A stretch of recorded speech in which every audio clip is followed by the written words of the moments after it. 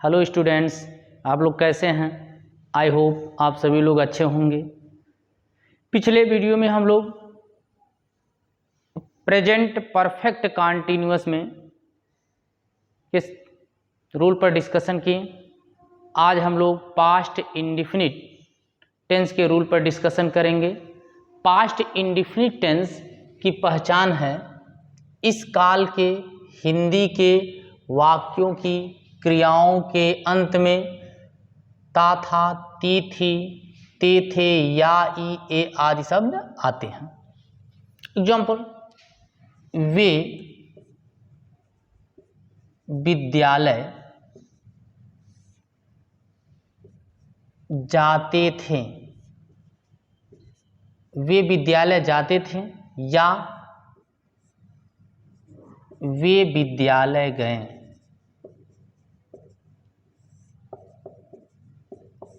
वे विद्यालय जाते थे या वे विद्यालय गए। तो बताया गया इस काल के हिंदी के वाक्यों की क्रियाओं के अंत में ता, था, ती, थी, ते, थे आदि शब्द आते हैं।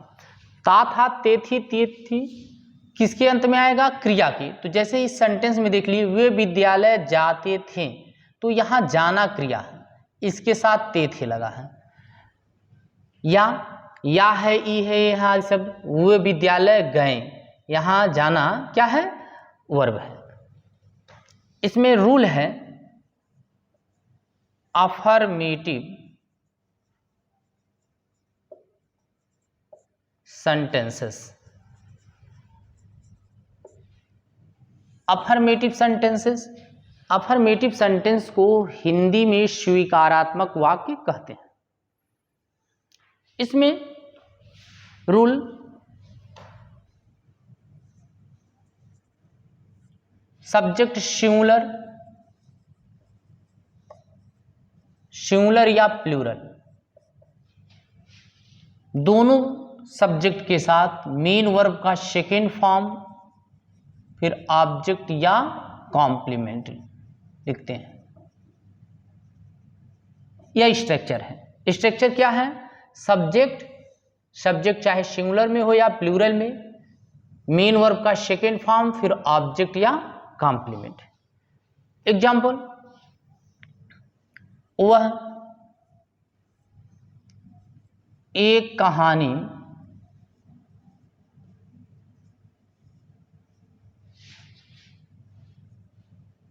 लिखता था।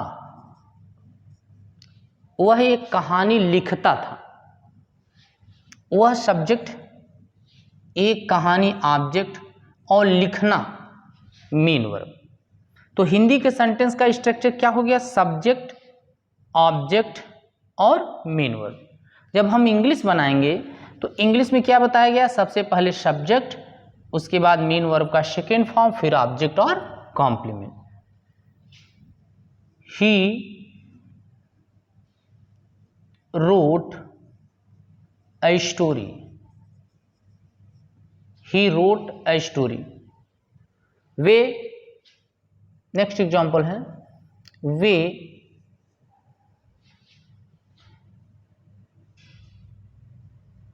एक कहानी लिखते थे। वे कहानी लिखते थे, यहां सब्जेक्ट प्लूरल नंबर में है। They wrote a story. तो हम देख सकते हैं सिंगुलर सब्जेक्ट के साथ भी मेन वर्ब का सेकेंड फॉर्म और प्लूरल के साथ मेन वर्ब का सेकेंड फॉर्म। तो सब्जेक्ट चाहे सिंगुलर नंबर में हो या प्लूरल नंबर में, पास्ट इंडिफिनिट में के अफर्मेटिव सेंटेंस में मेन वर्ब का सेकेंड फॉर्म यूज करते हैं। उसके बाद ऑब्जेक्ट और कॉम्प्लीमेंट। समझ में आ गया होगा रूल? सब्जेक्ट सिंगुलर या प्लूरल, मेन वर्ब का सेकेंड फॉर्म, फिर ऑब्जेक्ट और कॉम्प्लीमेंट। आप लोग रूल नोट कर सकते हैं। नेक्स्ट रूल है निगेटिव का।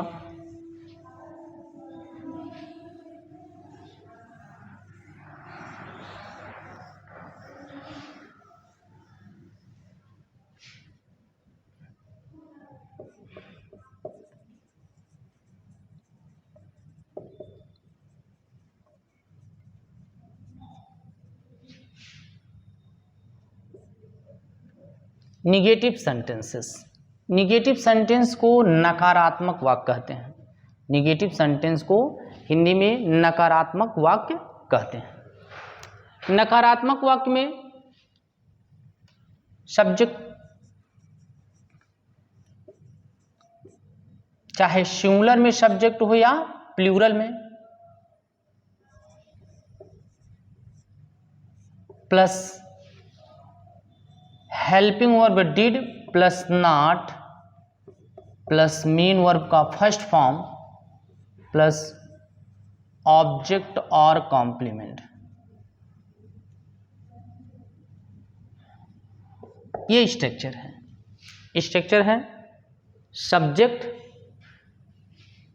सिंगुलर हो या प्लूरल, निगेटिव सेंटेंस है तो डिड के साथ नॉट प्लस मेन वर्ब का फर्स्ट फॉर्म प्लस ऑब्जेक्ट और कॉम्प्लीमेंट। तो पास्ट इंडेफिनिट टेंस के निगेटिव सेंटेंस में हेल्पिंग वर्ब सिंगुलर और प्लूरल दोनों सब्जेक्ट के साथ डिड का प्रयोग करते हैं और उसके साथ नॉट प्लस मेन वर्ब का फर्स्ट फॉर्म। एग्जाम्पल है सीता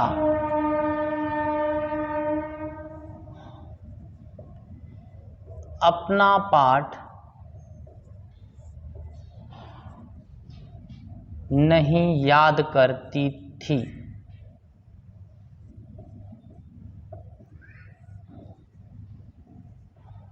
सीता अपना पाठ नहीं याद करती थी। सीता अपना पाठ नहीं याद करती थी। सीता सब्जेक्ट है, अपना पाठ ऑब्जेक्ट है, याद करना यह मेन वर्ब है।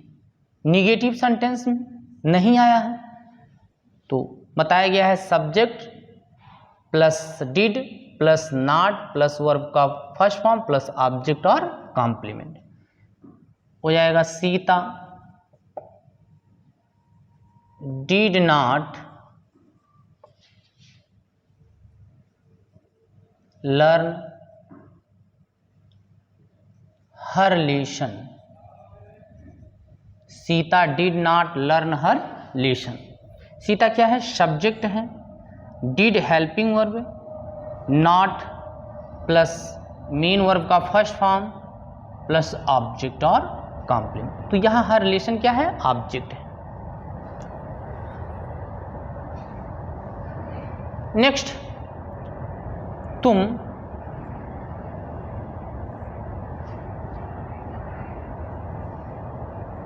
अपने मित्रों के साथ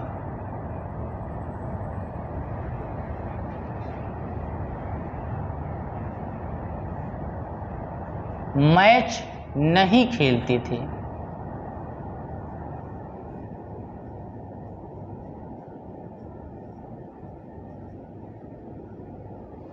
तुम अपने मित्रों के साथ मैच नहीं खेलते थे। सब्जेक्ट यू,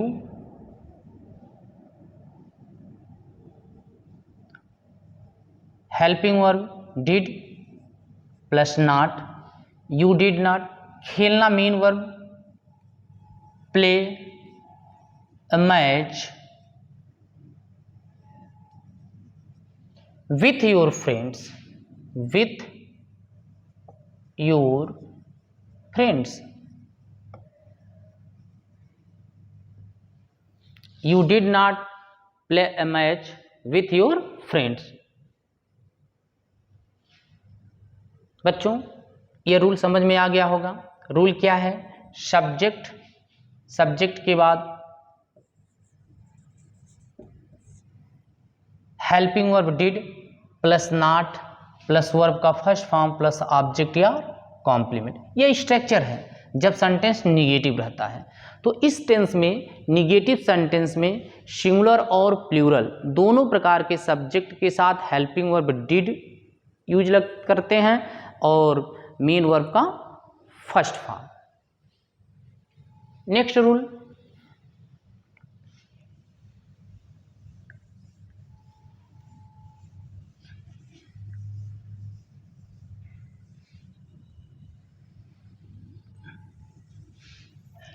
निगेटिव सेंटेंस का नेक्स्ट रूल है रूल नंबर 2।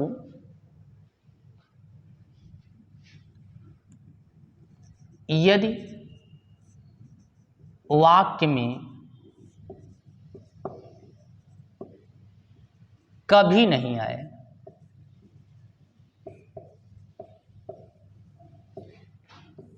तो सिंगुलर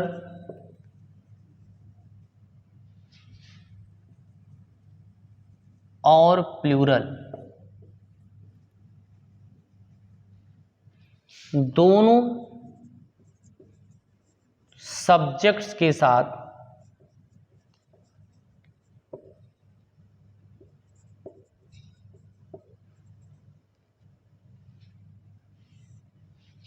दोनों सब्जेक्ट के साथ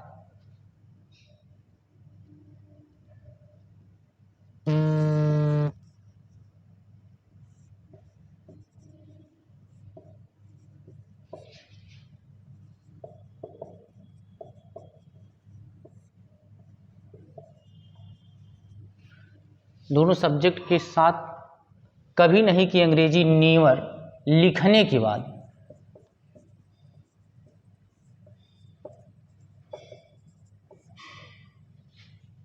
मेन वर्ब का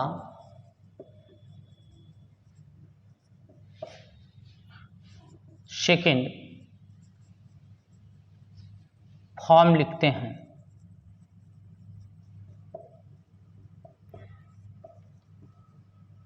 क्या करते हैं, यदि सेंटेंस में कभी नहीं आए तो सिंगुलर और प्लूरल दोनों सब्जेक्ट के साथ कभी नहीं की अंग्रेजी क्या लिखते हैं, नेवर। नेवर लिखने के बाद मेन वर्ब का सेकंड फॉर्म, मेन वर्ब का कौन सा फॉर्म लिखते हैं, सेकंड। आप ऐसे स्ट्रक्चर बना सकते हैं, सब्जेक्ट सिंगुलर हो या plural plus never plus main verb का सेकेंड फॉर्म प्लस ऑब्जेक्ट और कॉम्प्लीमेंट, ये स्ट्रक्चर है।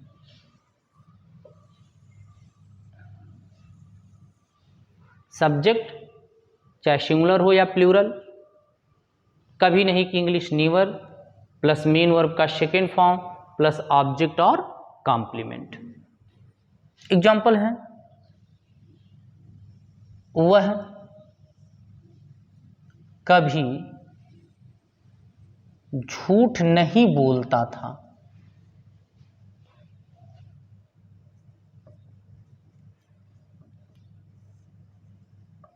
वह कभी झूठ नहीं बोलता था। वह कभी झूठ नहीं बोलता था। ध्यान दीजिए, कभी सब्जेक्ट यहां क्या है, ही। कभी नहीं की अंग्रेजी नेवर, बोलने की अंग्रेजी told a lie. He never told a lie. Subject हो गया नेवर, वर्ब का सेकेंड फॉर्म, ऑब्जेक्ट और कॉम्प्लीमेंट। अगर यही सेंटेंस इस तरह से होता, तुम कभी झूठ नहीं बोलते थे।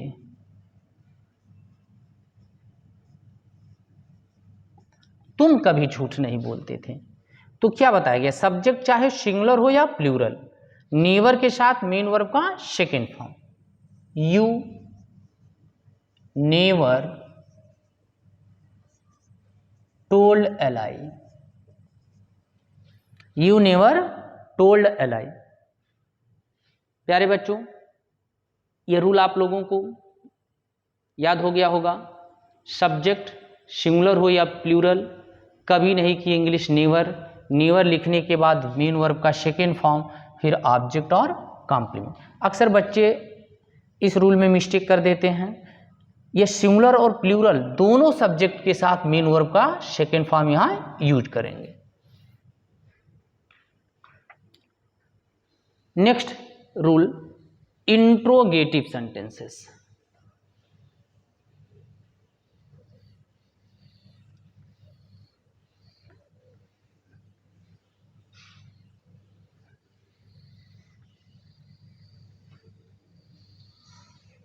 Interrogative sentences.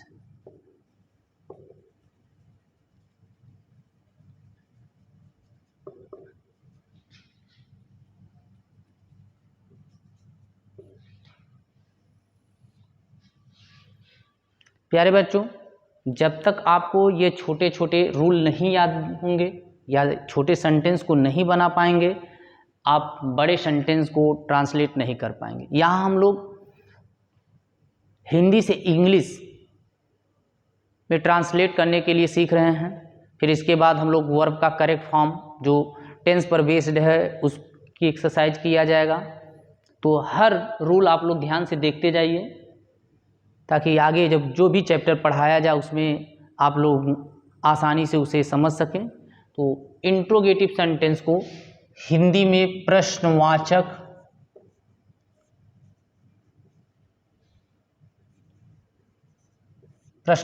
वाक्य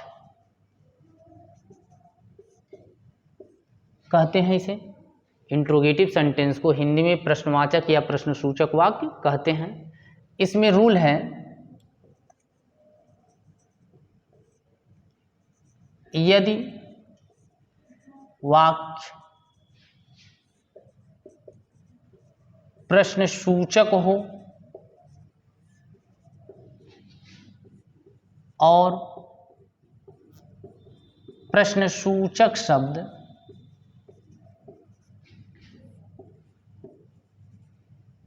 क्या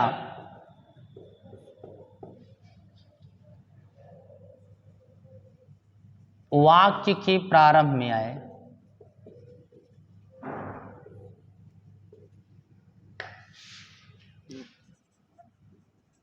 आए तो यदि वाक्य प्रश्नसूचक हो और प्रश्नसूचक शब्द क्या वाक्य प्रारंभ में आए तो जब प्रश्नसूचक शब्द क्या वाक्य प्रारंभ में आता है तो हेल्पिंग वर्ब का प्रयोग सबसे पहले करते हैं। इस टेंस में हेल्पिंग वर्ब क्या है? Did plus subject plus main verb का फर्स्ट फॉर्म प्लस ऑब्जेक्ट और कॉम्प्लीमेंट प्लस क्वेश्चन मार्क। क्या हो गया स्ट्रक्चर? क्या पहले आता है तो हेल्पिंग वर्ब डिड का प्रयोग सबसे पहले करते हैं, प्लस सब्जेक्ट प्लस वर्ब का फर्स्ट फॉर्म प्लस ऑब्जेक्ट और कॉम्प्लीमेंट। देखिए सब्जेक्ट यहां चाहे सिंगुलर हो या प्लूरल, दोनों सब्जेक्ट के साथ किसका यूज करेंगे? डिड। सब्जेक्ट चाहे सिंगुलर हो या प्लूरल, दोनों प्रकार के सब्जेक्ट के साथ डिड का प्रयोग किया जाएगा। फिर सब्जेक्ट प्लस मेन वर्ब का फर्स्ट फॉर्म प्लस ऑब्जेक्ट और कॉम्प्लीमेंट। तो ये स्ट्रक्चर है, आप लोग इसको नोट कर सकते हैं। क्या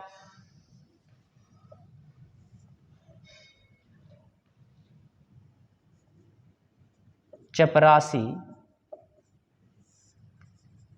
घंटी बजाता था?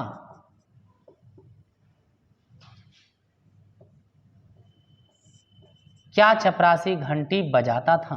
क्या चपरासी घंटी बजाता था? यहाँ सेंटेंस में क्या पहले आया है तो क्या बताया गया है? जब सेंटेंस में क्या पहले आए तो उसकी इंग्लिश नहीं लिखते हैं, करते क्या हैं? हेल्पिंग वर्ब डिड का प्रयोग सबसे पहले प्लस सब्जेक्ट प्लस वर्ब का फर्स्ट फॉर्म प्लस ऑब्जेक्ट और कॉम्प्लीमेंट। ओके, तो यहाँ चपरासी helping verb did the peon,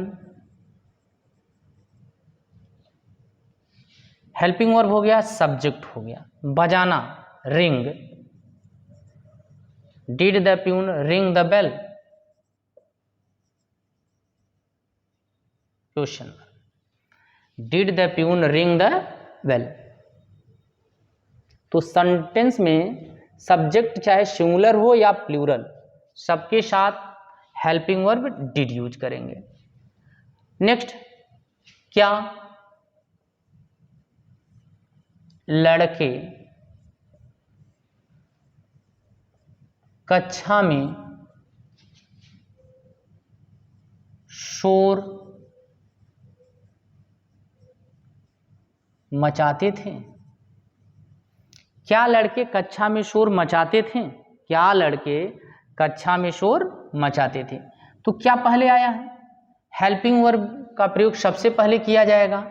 helping verb singular और प्लूरल दोनों के साथ डिड है, तो डिड द बॉयज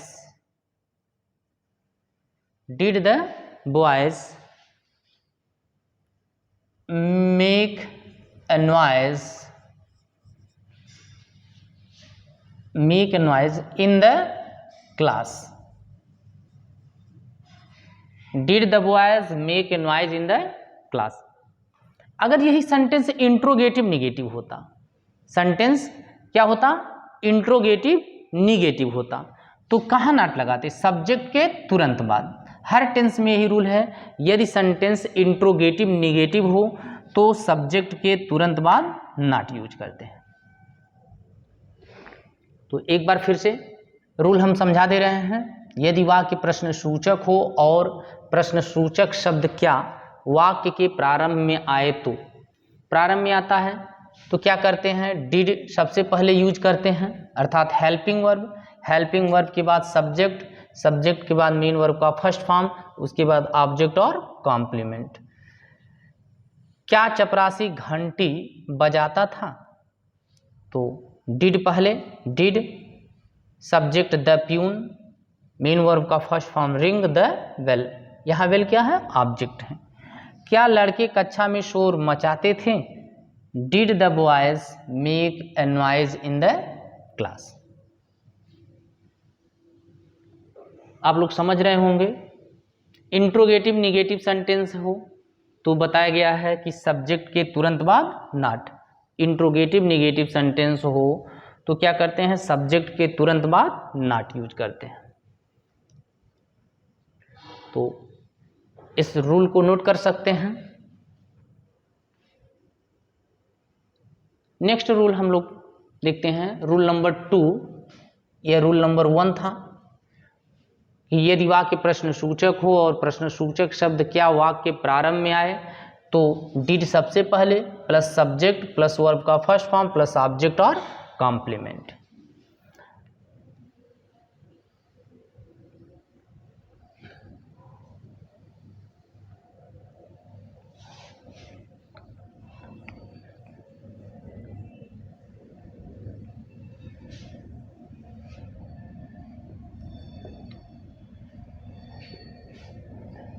देखिए प्यारे बच्चों, इंट्रोगेटिव का रूल नंबर 2, यदि वाक्य प्रश्न सूचक हो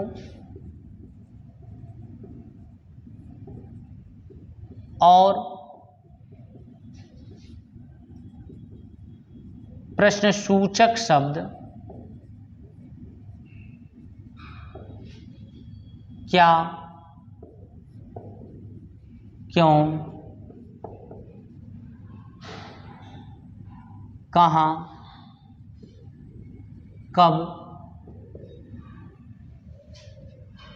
आदि वाक्य के बीच में आए,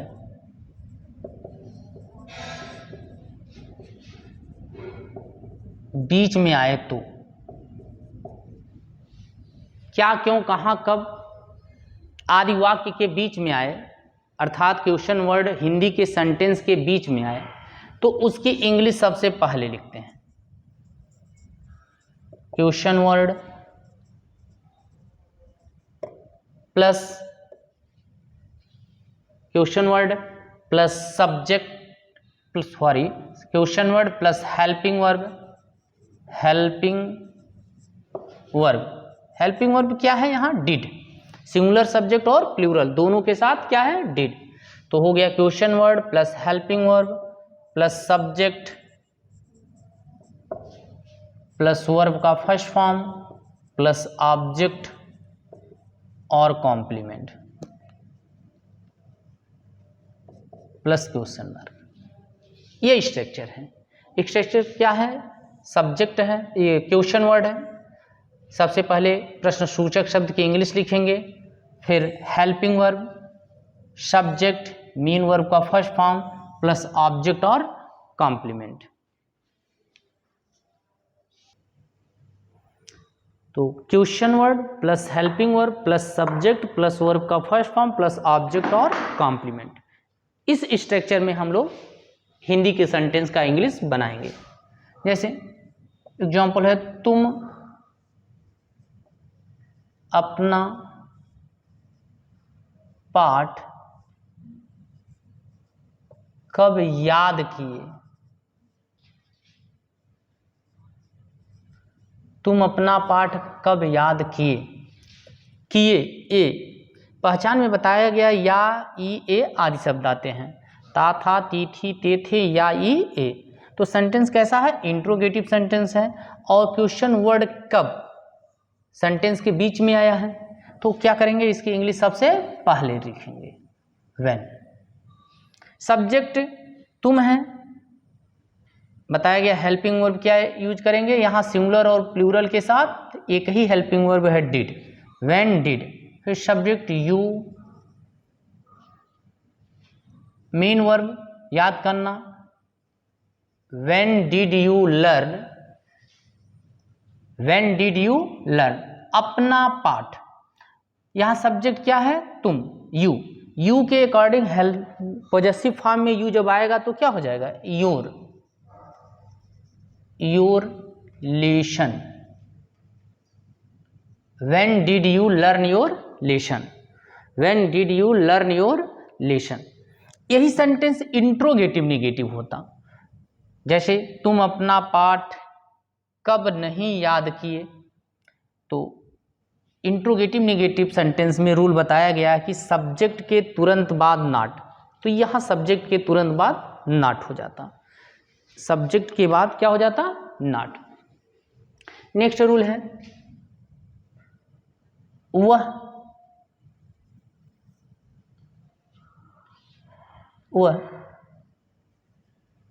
अपना गृह कार्य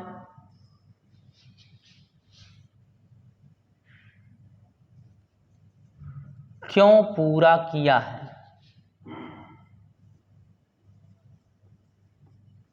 किया, वह अपना गृह कार्य क्यों पूरा किया, वह अपना गृह कार्य क्यों पूरा किया। तो क्यों क्या है, प्रश्न सूचक शब्द है, बीच में आया है, उसकी इंग्लिश सबसे पहले why. Helping verb did, subject he, why did he. Complete,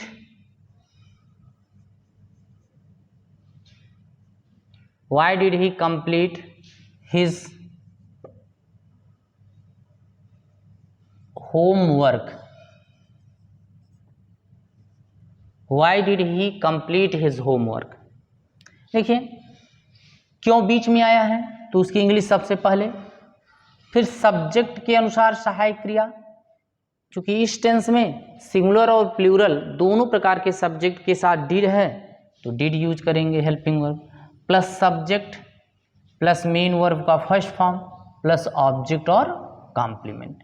Hindi के सेंटेंस में देखिए, यहाँ वह क्या है, सब्जेक्ट है, अपना गृह कार्य ऑब्जेक्ट है, पूरा करना मेन वर्ब है। तो इसका स्ट्रक्चर जब हम लिखेंगे, सेंटेंस को इंग्लिश में बनाएंगे, तो हो जाएगा Y did he complete his homework.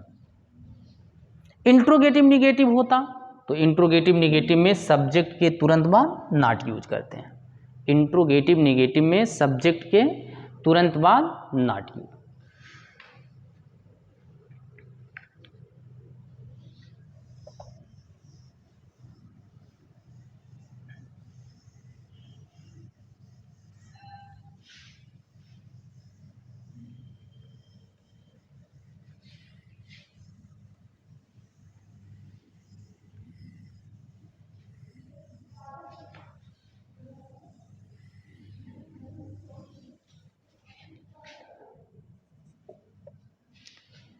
देखिए, यदि प्रश्न सूचक शब्द कौन हो, जैसे तुम्हें भोजन कौन दिया, तुम्हें भोजन कौन दिया, तुम्हें भोजन कौन दिया, यहां कौन यही क्वेश्चन वर्ड है और देने का काम भी यही कर रहा है, अर्थात क्वेश्चन वर्ड और ये सब्जेक्ट दोनों है। तो ऐसे सेंटेंस को अफर्मेटिव सेंटेंस के रूल के अकॉर्डिंग बनाएंगे, अर्थात यहां हम हु लिखने के बाद क्या करेंगे, अफर्मेटिव सेंटेंस का यूज करेंगे, अर्थात वर्ब का second form, who gave you food, who gave you food. ऐसे सेंटेंस में बच्चे मिस्टेक करते हैं। इस सेंटेंस को आप इस तरह से समझ सकते हैं, तुम्हें भोजन कौन दिया, देने का काम यही कर रहा है, ये कोई व्यक्ति है। अगर इसके स्थान पर हम लिख दें तुम्हें भोजन राम दिया, तुम्हें भोजन राम दिया, तो इंग्लिश क्या बनाएंगे, इंग्लिश यही बनाएंगे, भोजन देने का काम कौन कर रहा है, Ram, Ram gave you food, Ram gave you food. तो यहां इस सेंटेंस में कौन ये क्वेश्चन वर्ड है और यही वाक्य का सब्जेक्ट भी है, इसलिए इसके साथ वर्ब का सेकेंड फॉर्म यूज किया गया है। तुम्हें भोजन कौन दिया, हु गेव यू फूड, यहां कौन के स्थान पर कोई व्यक्ति राम है, तो क्या हम यूज करेंगे, राम, वर्ब का second form gave you food. Gave main verb है, यू और फूड ये क्या है, ऑब्जेक्ट है।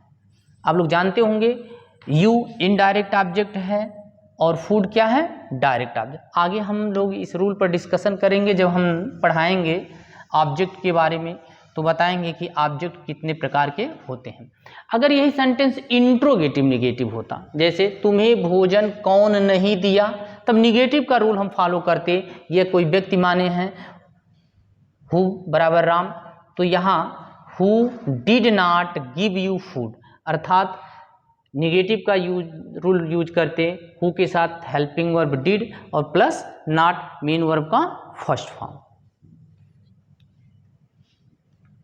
बात समझ में आ गई होगी।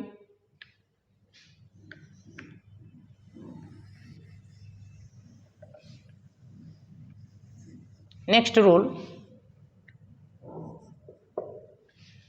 यदि वाक्य में कितना,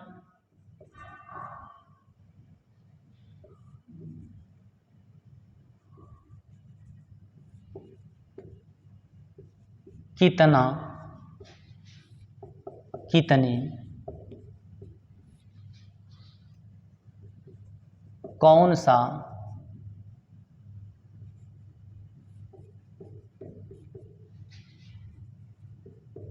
कौन सी,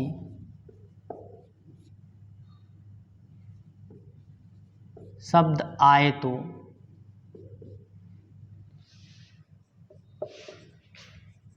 इनसे संबंधित शब्द भी आए तो इनसे संबंधित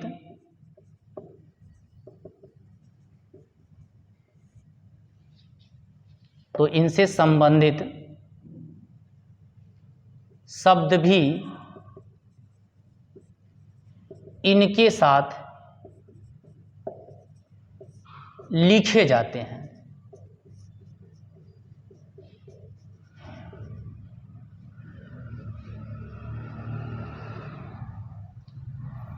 यदि वाक्य में कितना, कितने, कौन सा, कौन सी आए तो इनसे संबंधित शब्द भी इनके साथ लिखे जाते हैं। एग्जाम्पल है, तुम कितना पानी पीते थे, तुम कितना पानी पीते थे, तुम कितना पानी पीते थे। ध्यान दीजिए, कितना क्या है, क्वेश्चन वर्ड, संबंधित शब्द रिलेटेड वर्ड क्या है, पानी। अभी इसी के अनुसार अगर यह काउंटेबल है तब तो कितने की अंग्रेजी हाउ मेनी लिखेंगे, फिर यह रिलेटेड वर्ड अर्थात संबंधित शब्द को भी उसके साथ लिखेंगे। यदि इसको गिना न जा सके, मात्रा निकाली जा सके, तो कितनी की इंग्लिश हाउ मच। तो पानी को हम गिन नहीं सकते हैं, इसलिए कितना की अंग्रेजी हाउ मच। फिर रिलेटेड वर्ड क्या है, पानी, इसको भी लिखेंगे how much water, how much water. अब क्या करेंगे, helping verb, did you drink. Main verb का कौन सा form, first form. How much water did you drink, तो क्या हो गया, कितना या कितनी की इंग्लिश, फिर related word plus helping verb plus subject plus main verb का फर्स्ट फॉर्म। नेक्स्ट, वे कितनी पुस्तकें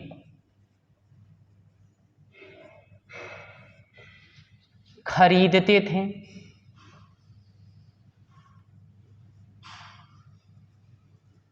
वे कितनी पुस्तकें खरीदते थे या वे कितनी पुस्तकें खरीदें। कितना, कितनी या कितने से रिलेटेड वर्ड क्या है, पुस्तकें। तो हम पुस्तकों को गिन सकते हैं, इसलिए इसकी इंग्लिश क्या लिखेंगे, how many, how many. Books, related word क्या है, बुक्स। अब हेल्पिंग वर्ब डिड, फिर subject, how many books did they buy, how many books did they buy. प्यारे बच्चों, हम लोग पास्ट इंडिफिनिट के सभी रूल पर डिस्कशन कर लिए। हमको उम्मीद है कि आप लोगों को ये सभी रूल समझ में आए होंगे। यदि वीडियो अच्छा लगा हो तो आप लोग लाइक करें, सब्सक्राइब करें, शेयर करें, पढ़ते रहिए, आगे बढ़ते रहिए। Thanks for watching.